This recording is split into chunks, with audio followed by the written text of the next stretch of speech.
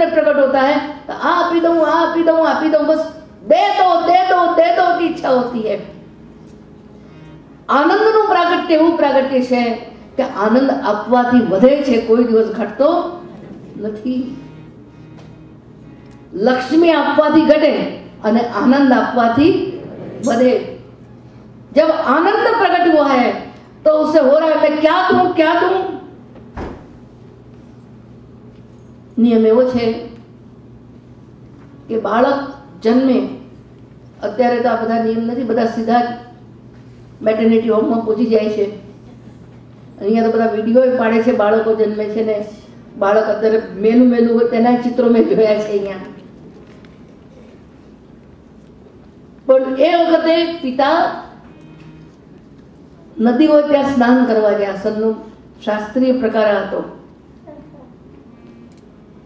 તો નંદ બાબાએ જઈ શ્રી યમુનાજીમાં સ્નાન કર્યું, સ્નાતઃ, અને બાળકનું હજુ નાળ છેદન થયું નહોતું। આ બાળક નાળ સાથે જન્મ્યું, અદ્ભુત બાળક હતું। માતાના ગર્ભનો આ બાળકને સંબંધ થયો નથી, અને જેમ માતા પિતાના રજવીર્યથી બાળક ઉત્પન્ન થાય એમાં બાળક ઉત્પન્ન થયું નથી, છતાં એમને દર્શન એવું કરાવ્યું કે જ્યારે નાળ હોય એ રીતે બાળક પ્રગટ થયું। એટલે નંદ બાબા નાળ છેદન નહોતું થયું, એટલે હજુ શુચિ, હજુ એમને જનના શૌચ નહોતું લાગ્યું। સુંદર અલંકારો ધારણ કર્યા, વેદજ્ઞ બ્રાહ્મણોને બોલાવ્યા, અને આગલા બીજા શ્લોકમાં આવશે બાળકના જાત કર્માદિ સંસ્કારો કરાવ્યા। 16 સંસ્કારો આપણા શાસ્ત્રોએ બતાવ્યા છે।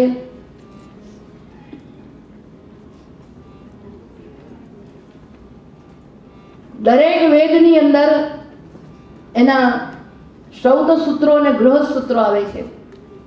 દાખલા તરીકે ઋગ્વેદ હોય તો ઋગ્વેદનું ગૃહ્ય સૂત્ર અને ઋગ્વેદનું શ્રૌત સૂત્ર।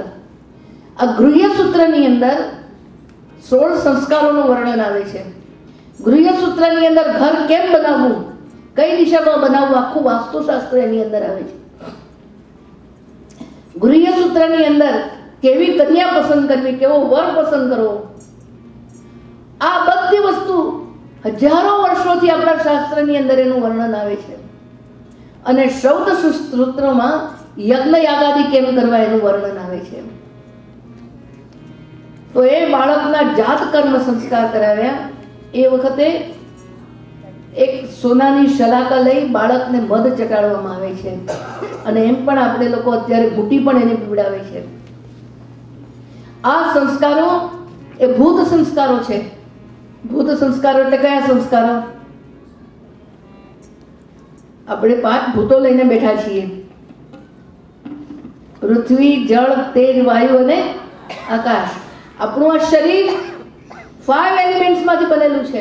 જો કે એના ઘણા બધા એલિમેન્ટ્સો આજના સાયન્સની અંદર નામ હશે, પણ આપણા શાસ્ત્રની અંદર 5 એલિમેન્ટ્સ એની અંદર આવે છે। અને એલિમેન્ટ્સ એને યજ્ઞ યાગાદી ભગવત કાર્યોની અંદર મદદરૂપ થાય એટલા માટે આ 16 સંસ્કારો છે, જે છેલ્લે માણસ મરે ત્યારે એને અગ્નિ સંસ્કાર કરવામાં, છેલ્લો સંસ્કાર એનો અગ્નિ સંસ્કાર છે। અને જન્મે ત્યારે આ જાત કર્મ સંસ્કાર છે। નામની શ્રાદ્ધ અને જાત કર્મ સંસ્કાર કરાવ્યા।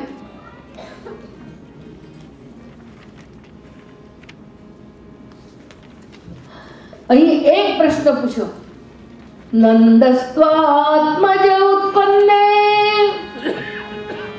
ये कृष्ण नंद बाबा का आत्मज कैसे हो गए? कन्हैया नंद बाबा नो आत्मज केवी रीते थयो? अंगात अंगात जातः इति आत्मजः।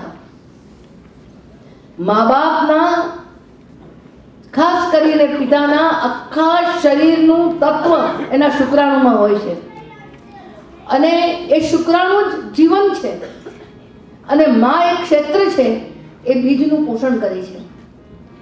તો આ પિતાના અંગોમાંથી, આનું નામ અંગીરસ પણ છે। શુક્રાણુને વેદશાસ્ત્રની અંદર અંગીરસ પણ કહેવામાં આવ્યું છે। અને એનાથી આ બાળક ઉત્પન્ન થયું નથી, તો પછી આત્મજ કહેવાય કેવી રીતે? અંગાત અંગાત જાતા હતી આત્મના. જ્યારે પિતા આશીર્વાદ આપે છે વેદમાં, ત્યારે અંગાત અંગાત જાતઃ, મારા એક એક રોમ રોમમાંથી તું પ્રગટ થયો છે. શતન જીવ શતન સમાહ, તું 100 વર્ષનો થા, એમ પિતા આશીર્વાદ આપે છે. પણ એને પિતાના અંગમાંથી સંબંધ નથી, કોઈ શુક્રાણુમાંથી આ બાળક પેદા થયેલો નથી, જે આખી પ્રક્રિયા જે જગતમાં ચાલે છે.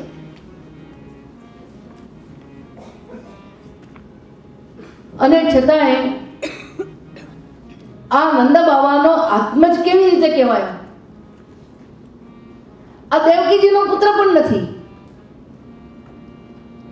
કારણ કે દેવકીજીને ત્યાં જે જન્મેલા હતા અને એ ચતુર્ભુજ હતા, અને પછી જે દર્શન થયું દ્વિભુજમાં, એ બાલકૃષ્ણલાલે પોતાનું આ બાળ સ્વરૂપનું દર્શન કરાવ્યું હતું.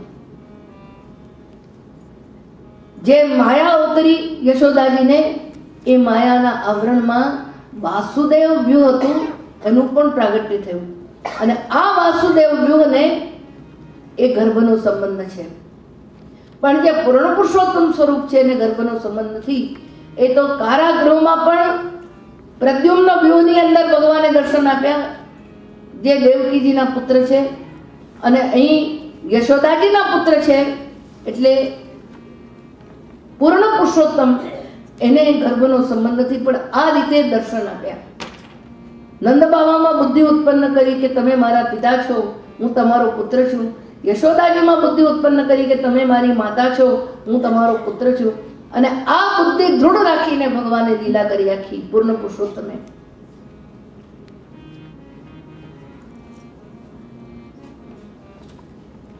અને ત્યાર પછી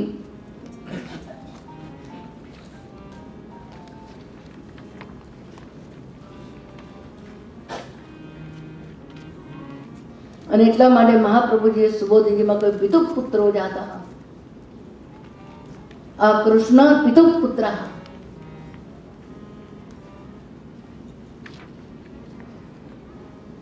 પિતાનો પુત્ર થયો એટલે ભગવાને એમનામાં પિતૃત્વ બુદ્ધિ સ્થાપિત કરી, પોતાનામાં પુત્ર બુદ્ધિ સ્થાપિત કરીને ત્યાં પ્રગટ થયા.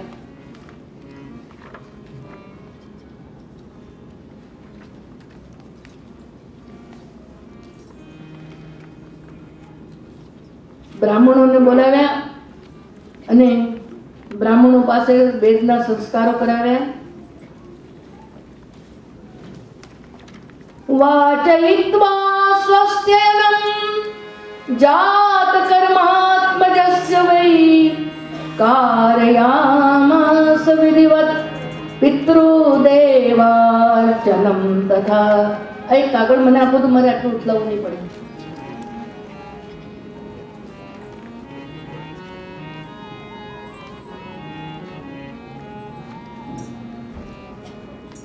સ્વસ્તિ વાચન કરાવ્યું. તમે બોલો ને, સ્વસ્તિ ન ઇન્દ્રો વૃદ્ધશ્રવાઃ, સ્વસ્તિ નઃ પૂષા વિશ્વવેદાઃ, સ્વસ્તિ નશ્ચાક્ષુ વરિષ્ઠનેમિ, સ્વસ્તિ નો બૃહસ્પતિર્દધાતુ. આ સ્વસ્તિ વાચન. જ્યારે કોઈ કલ્યાણ કાર્ય થાય ત્યારે આપણી પ્રાચીન પરંપરા છે કે સ્વસ્તિ વાચન, તારું કલ્યાણ થાવ, કલ્યાણ થાવ, કલ્યાણ થાવ. તો વેદાંતના બ્રાહ્મણોએ આ સ્વસ્તિ વાચન કર્યું. વાચયિત્વા એટલે વંચાવ્યું. જાત કર્મ સંસ્કાર કરાવ્યા અને પિતૃદેવાર્ચનમ એટલે લાંદી શ્રાદ્ધ કરાવ્યું. જ્યારે શુભ અવસર હોય ત્યારે પિતૃઓને બોલાવવામાં આવે છે.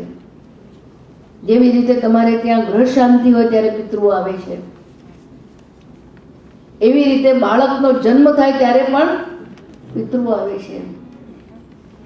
જ્યારે સીમંત સંસ્કાર કરો છો ત્યારે પણ પિતૃઓ આવે છે. એટલે ઘણા કહે છે કે અમે સીમંતનું ખાતા નથી, એનું કારણ આ છે. ગૃહ શાંતિનું પણ ખાતા નથી, એનું કારણ પણ આ જ છે. એ વખતે એના પિતૃઓ આવે છે અને પિતૃઓના માનમાં આખું ફેસ્ટ ભોજન સમારંભ થાય છે.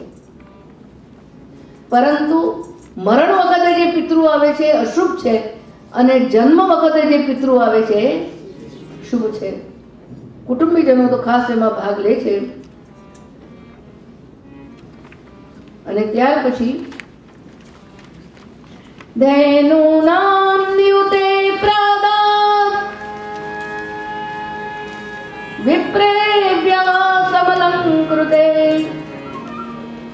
પિલાદ્રિન સપ્તરત્નૌઘાન શાતકૌમામ્બરાવરાન.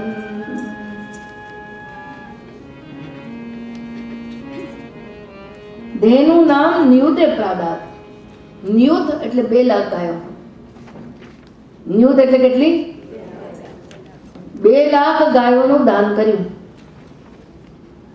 તો તમને એમ થતું હશે કે નંદ બાવાની બધી જ ગાયો ખૂટી ગઈ હશે. અને એ પણ કેવી રીતે ગાયોનું દાન કર્યું? સમલન કૃતે, સારી રીતે શણગારેલી ગાયોનું દાન કર્યું. સોનાના શિંગડા, સોનાની ખરી, સરસ વસ્ત્રો ઉપર નાખીને અને વાછરડા વાળી ગાયનું દાન કર્યું. એમ નહીં કે વસુકી ગયેલી, સુકાઈ ગયેલી, સાવ નકામી ગાયોનું દાન કર્યું હોય. ઘણી વાર આપણે દાનની વસ્તુ લાવીએ ને તો સડી ગયેલી હોય. એકવાર એક બેન પાસે ઠાકોરજી માટે સોપારી મંગાવી. તો બેન ગાંધીને ત્યાં સોપારી લેવા ગયા. પેલો કહે બેન તમારે પૂજાની સામગ્રી જોઈએ છે કે તમારે ખાવાની સોપારી જોઈએ છે? ત્યારે બેન પૂછવા હતા કે આવું મને પેલો પૂછે છે કે પૂજાની સોપારી જોઈએ છે કે ખાવાની સોપારી જોઈએ છે? મેં જો પૂજાની સોપારી લાવતી નહીં, એ નાનકડીને સડી ગયેલી આવશે. એના કરતા કહીને ખાવાની જોઈએ છે તો સરસ મોટી મોટી આવશે. તો પૂજાની વસ્તુ જ્યારે આપણે કહીએ ને ત્યારે નકામી, ગંદી, ઉપયોગમાં ના આવતી હોય એવી લાવે. અને ઉપનિષદની અંદર દાખલો આવે છે કે વસુકી ગયેલી ગાયોનું દાન કર્યું. નચિકેતાના પ્રસંગમાં આવે છે. ઉદ્દાલક આરોણીએ સાવ મરવાની, ટંડેન મરી જવાની તૈયારી વાળી ગાય દાનમાં આપી. એટલે નચિકેતાને થયું કે આવી મરવા જેવી ગાયો દાનમાં આપી મારા પિતાએ. એટલે એને 10 વાર પિતાજીને પૂછ્યું કે મને કોને દાનમાં આપો છો? તમે આવી ગાયો દાનમાં આપી એના કરતા મને દાનમાં આપી દો ને.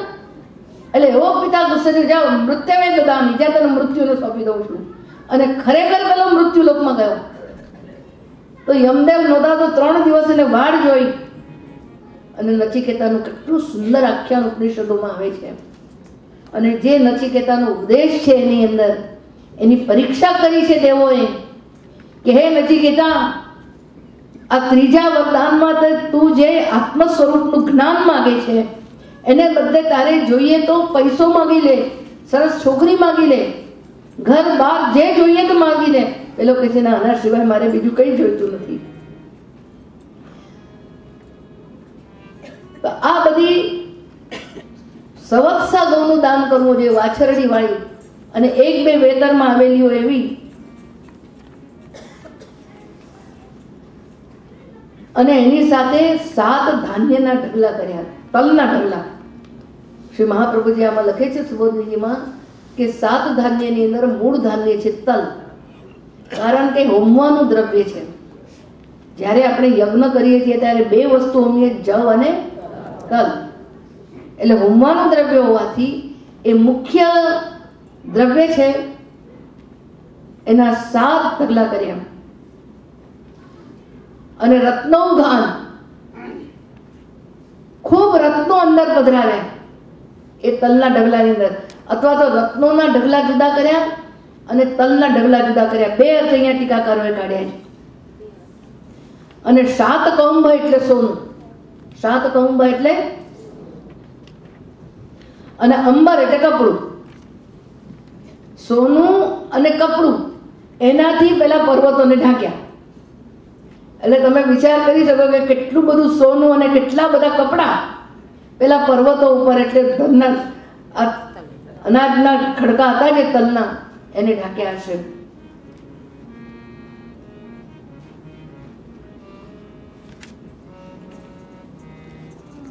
અહીં એક વાત મહાપ્રભુજીએ બહુ સુંદર સમજાવી કે આટલા બધા જે ધાન્યના ઢગલા છે અને આટલી બધી ગાયો, તો 2 લાખ ગાયો નંદબાબાએ શું ગણીને આપી?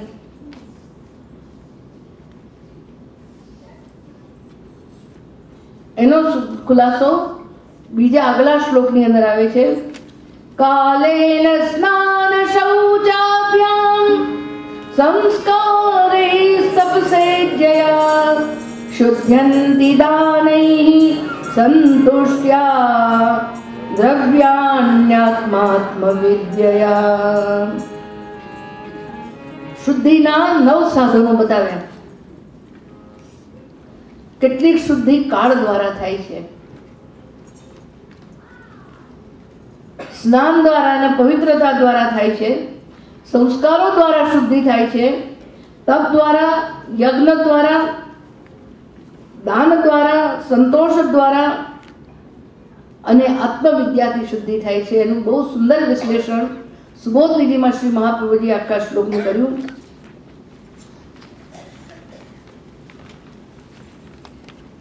સામાન્ય રીતે આપણા શાસ્ત્રોએ 100 વર્ષનું આયુષ્ય ગણ્યું છે. આ કલયુગની અંદર 100 વર્ષનું આયુષ્ય ગણ્યું છે. 10 વર્ષે એક દિવસ અશુદ્ધ આવે છે એવું શાસ્ત્રો કહે છે. તો 100 વર્ષમાં કેટલા દિવસ અશુદ્ધ આવે? 10 દિવસ અશુદ્ધ આવે ને. અને એટલા માટે જ્યારે બાળક જન્મે છે ત્યારે 10 દિવસ અસલ તો એને પ્રસૂતિ ગૃહમાં જ રાખવામાં આવતા, અને અત્યારે પણ એ 10 દિવસ બાળક અને પ્રસૂતાને આપણે બહુ સ્પર્શ કરતા નથી. હવે તો બધું જાતનું થઈ ગયું. પરંતુ જો મેડિકલ સાયન્સની અંદર તમે આખો દિવસ ગ્લાઉઝ ચડાવીને કામ કરો, ગમે તે વસ્તુને અડકીને તમે ઓપરેશન કરી શકો નહીં.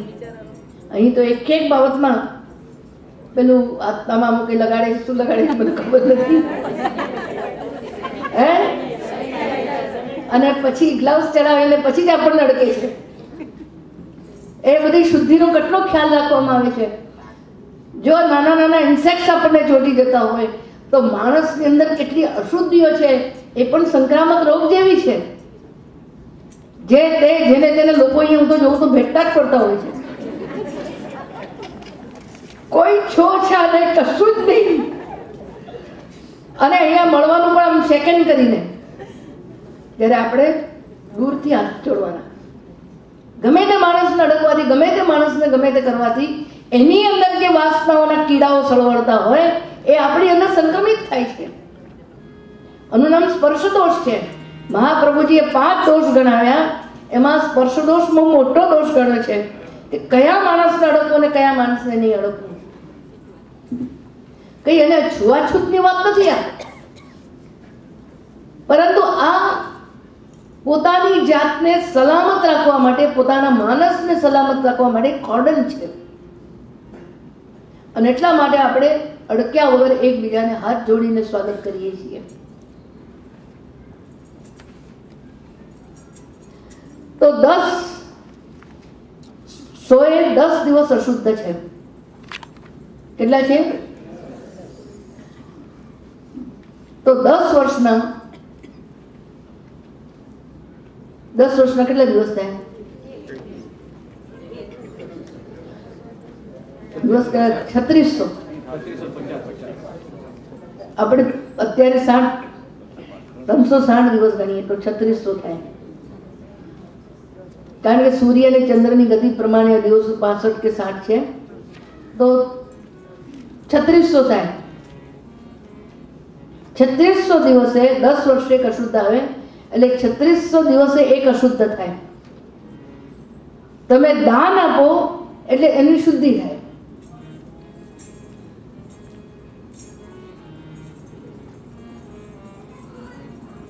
તો નંદ બાવાને ત્યાં કેટલી ગાયો હશે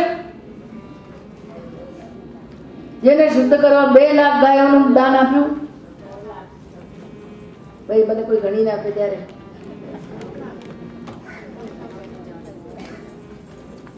9 લાખ નહીં, નંદ બાવાને 9 લાખ ગાયો જેવું બધા બોલે છે.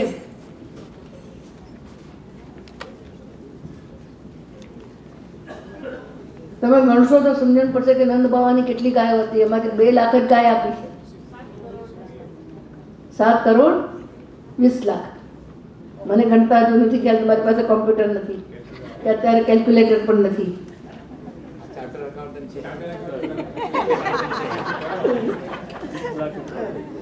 એવી રીતે 3600 મુદ્રામાં એક મુદ્રા આપણી અશુદ્ધ હોય છે. એટલા માટે આપણે જેટલી આપણી પાસે રકમ હોય એના અમુક ભાગ ગણીને એ દાનમાં આપવામાં આવે છે. અહીંયા આપણને સમજાવ્યું કે કેટલીક વસ્તુ કાળથી શુદ્ધ થાય છે. જેવી રીતે આપણે ત્યાં સૂતક, પિંડરું, રજસ્વલાના 3 દિવસો આ બધા કાળથી શુદ્ધ થાય છે, સમયના ઉપર. કારણ કે અમુક વસ્તુનો કાળ જવા દેવો પડે. મને એક જણે કહ્યું કે બસ અમે ઉપરથી નહીં નાખીએ તો શુદ્ધ થઈ ગયા ને. અને હવે તો નાવાનો પ્રશ્ન નથી, અશુદ્ધિ જ કોઈ માનતું નથી.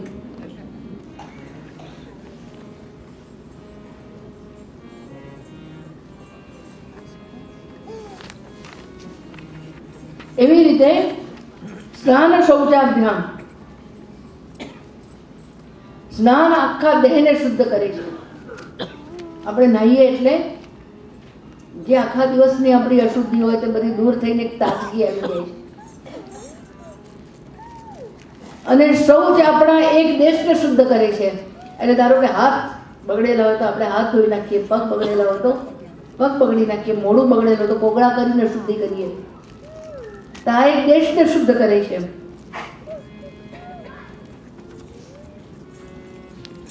અને સંસ્કારો જે છે આપણા, જે જાત કર્માદી સંસ્કારો, એ ભૂતની શુદ્ધિ કરે છે. પૃથ્વી, જળ, તેજ, વાયુ, આકાશ બધા ભૂતો છે. પછી તપ દ્વારા અંતઃકરણની શુદ્ધિ થાય છે. યજ્ઞ દ્વારા અંતર્યામીની શુદ્ધિ થાય છે. અને દાન દ્વારા ધનની શુદ્ધિ થાય છે. બહુ ધન હોય તો દાન દ્વારા શુદ્ધિ થાય, અને ઓછું ધન હોય તો સંતોષ દ્વારા ધનની શુદ્ધિ થાય છે. કારણ કે જેની પાસે 100 રૂપિયા લાવીને 100 ખર્ચી નાખવાનો હોય, 1 રૂપિયો પણ દાનમાં ક્યાંથી આપી શકે? તો એવા માણસ માટે ભગવાને જેટલું આપ્યું છે એટલો સંતોષ માનવો એ જ એની શુદ્ધિ છે. અને આપણો જે આત્મા છે એ આત્મવિદ્યા દ્વારા શુદ્ધ થાય છે. આમ જુદા જુદા શુદ્ધિના સાધનો બતાવ્યા.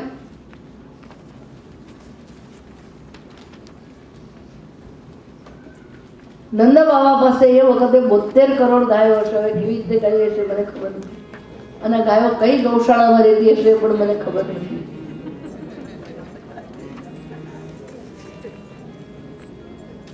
સૌમંગલ્ય ગિરો વિપ્રા, બોલો,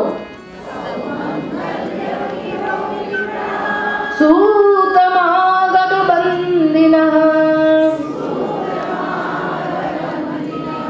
ગાયકાશ્ચ જગુર્નેદો ભેર્યો દુંદુભયો.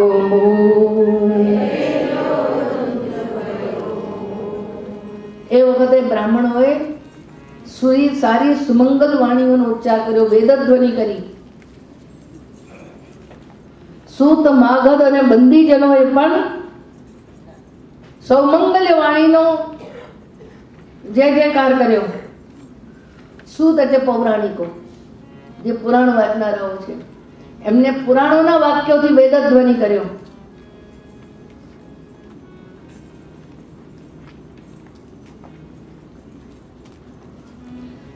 માગધો એટલે મગધ દેશના ઉત્પન્ન થયેલા નહીં, પરંતુ જે વંશાવળીઓ ગાનારાઓ છે,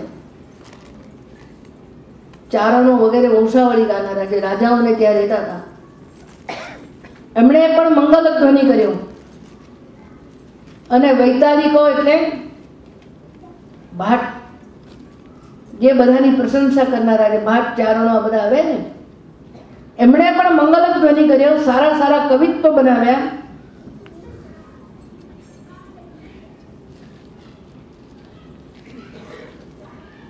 અને એ વખતે ગાયકા બીજા કેટલાક ગાયકો પણ આવેલા.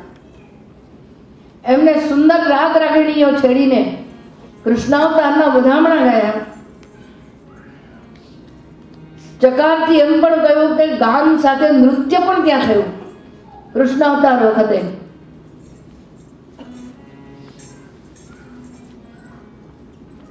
સ્ત્રીઓએ પણ ગાન કર્યું.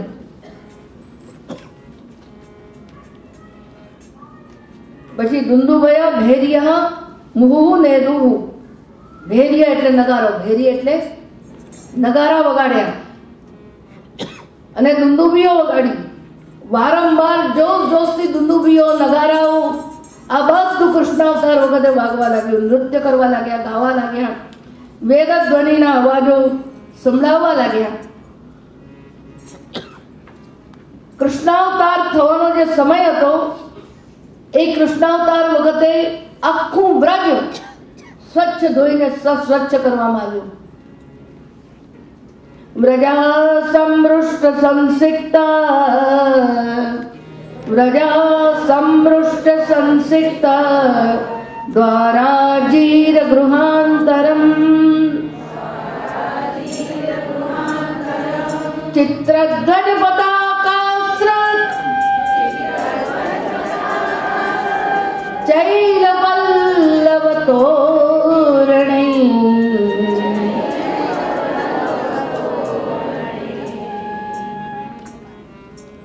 સમૃષ્ટ એટલે સારી રીતે લીપાયેલા અને ધોયેલા. સંસિક્ત એટલે રસ્તાઓ બધા સારી રીતે ધોયા, એની ઉપર સુંદર શીતળ જળનો છંટકાવ કર્યો. બારણાઓને ધોયા, બારણા ઉપર સરસ જળ છાંટ્યા.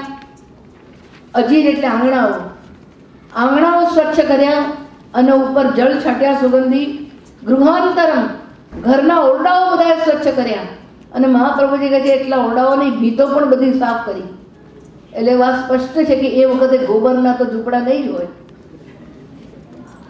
ગોબરના ઝૂંપડા હોય તો પાણી નાખીને સ્વચ્છ કેવી રીતે કરી શકાય? માટીના લીપેલા પણ નહીં હોય, સુંદર ઘર બનાવેલા હશે. અને એવું સુંદર વ્રજ બનાવ્યું, ધોઈ ધાઈને સ્વચ્છ. ભાત ભાતની ધજાઓ એની ઉપર લગાડી. તમે જુઓ છો કે ઘણી વાર આપણે ધ્વજાઓ લખાવી અને પતાકાઓ જે આકાશમાં લહેરાતી હોય એને પતાકા કહેવાય. અને આપણે જે અંદર બાંધીએ ને આમ ત્રિકોણવાળી એ બધી ધ્વજાઓ કહેવાય. ચૈલ એટલે કપડાના તોરણો બનાવ્યા અને પલ્લવ એટલે આસો પાલવ આંબો આ બધાના તોરણો બનાવ્યા અને આખું વ્રજ શણગાર્યું. ક્યોંકि નંદ કે ઘર આનંદ આને વાલા હૈ. સુંદર આવું વ્રજ બનાવ્યા પછી તમારે અત્યારે જે આ વર્ણન સુખદેવજી કરી રહ્યા છે એને વિઝ્યુઅલાઇઝ કરવાનું છે. તમારા ચિત્તની અંદર એનો ફોટો રાખવાનો છે. અને એ પછી બધી ગાયો શણગારવામાં આવી. ગાવો વૃષાશ્ચ વત્સાશ્ચ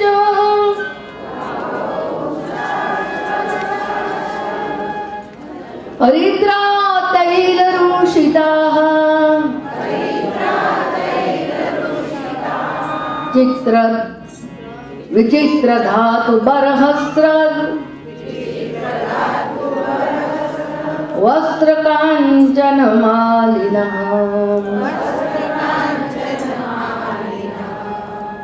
વ્રજની શુદ્ધિ બતાવી, હવે ગાયોની સુંદરતા બતાવે છે. ગવામ શોભામાહ.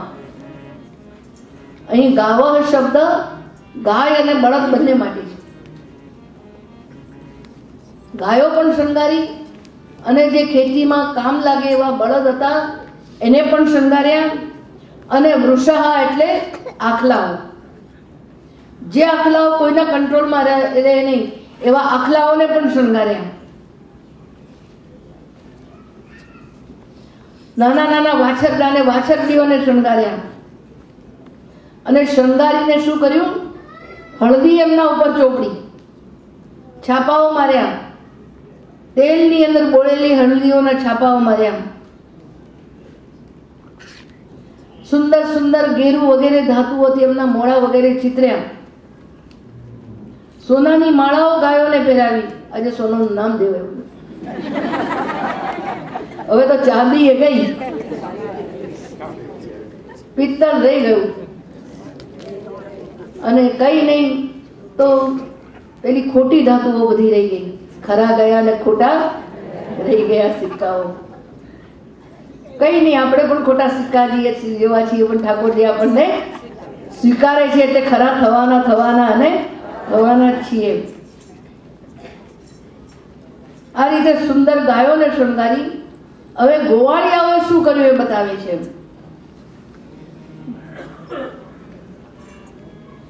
મહાર વસ્ત્રાભરણ કંચકોષ્ણીશભૂષિતા ગોપઃ સમાયયુરાજન નાનોપાયન પાણય.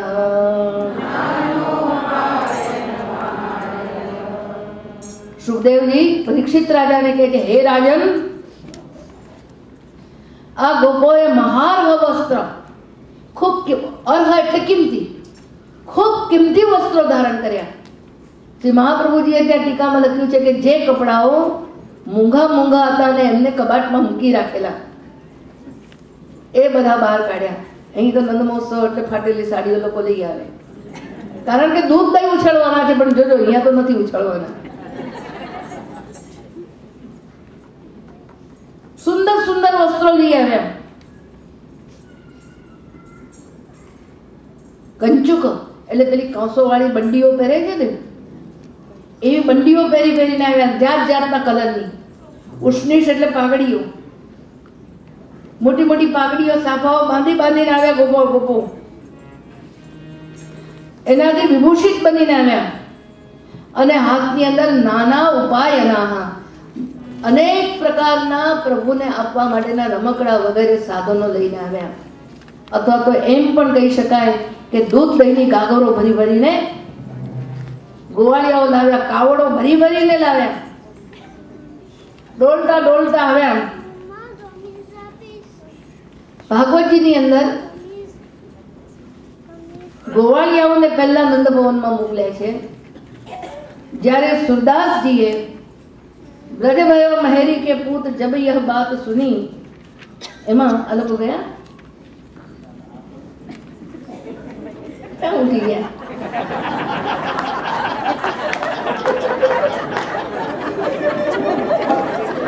જરૂર પડે ગમે ત્યારે.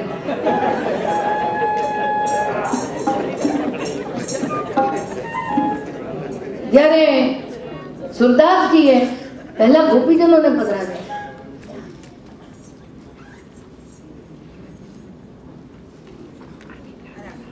કેમ હાથની અંદર નવી વસ્તુઓ લઈને, દૂધ દહીં લઈને ગયા?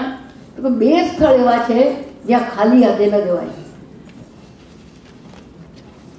પહેલું સ્થળ છે પ્રભુ, રિક્ત હસ્ત ન જવાય. અને બીજો સ્થળ છે ગુરુ. એટલે પછી આપણે નક્કી કર્યું કે પૈસા અને ભેટ ને બધું લઈને ચાલો એટલે જઈએ. પણ શું આનાથી તમારા હાથ ભરાય ખરા? સાચું બોલ્યો, હાથ શેનાથી ભરાય? પ્રભુને ગમે એવું સારું કાર્ય કરીએ તો આપણા હાથ પ્રભુને કઈ અર્પણ કરવા યોગ્ય બને છે. કઈક પ્રભુને ગમે એવું કાર્ય, તમને ગમે એવું તો તમે બહુ કરો છો, પરંતુ પ્રભુને ગમે એવું કાર્ય, પ્રભુને શું ગમે? માળીને શું ગમે? એક બગીચો હતો. આ બગીચામાં 3 પ્રકારનું ગ્રુપ આવ્યું. એક બહુ જ તોફાની ગ્રુપ હતું. કોઈએ બેન્ચો તોડી, કોઈએ બધા ક્યારાઓ ઉખાડી નાખ્યા, કોઈએ ફૂલ મસલી નાખ્યા. અને બીજું હતું ખાલી ફરવા આવ્યું હતું, બેઠું થોડી વાર બધા હવા પાણી ખાધા, બધું પોતાનું લઈને પાછા ગયા. અને ત્રીજું એક ગ્રુપ આવ્યું કે જેણે એક ક્યારાની અંદર પાણી રેડ્યા, બગીચો સાફ કર્યો, સુંદર બગીચો વધારે સારો બનાવ્યો, હવે આ ત્રણમાંથી માળી કોને આમંત્રણ આપશે? ચોક્કસ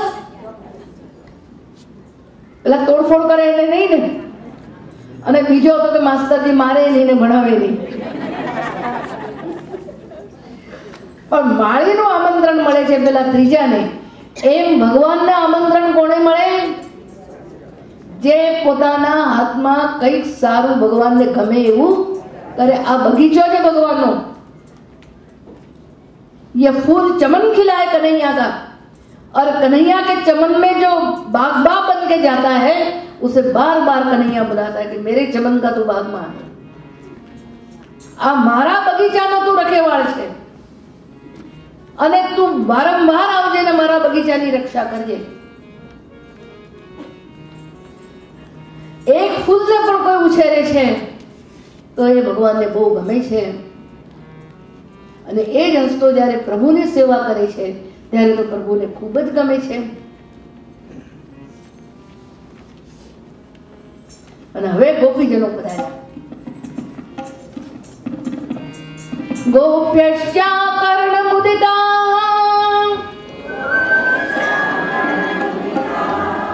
यशोदाया सुतोद्भवम्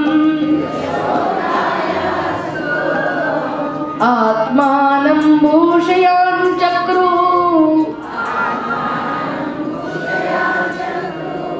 वस्त्राकल्पाञ्जनादिभिः.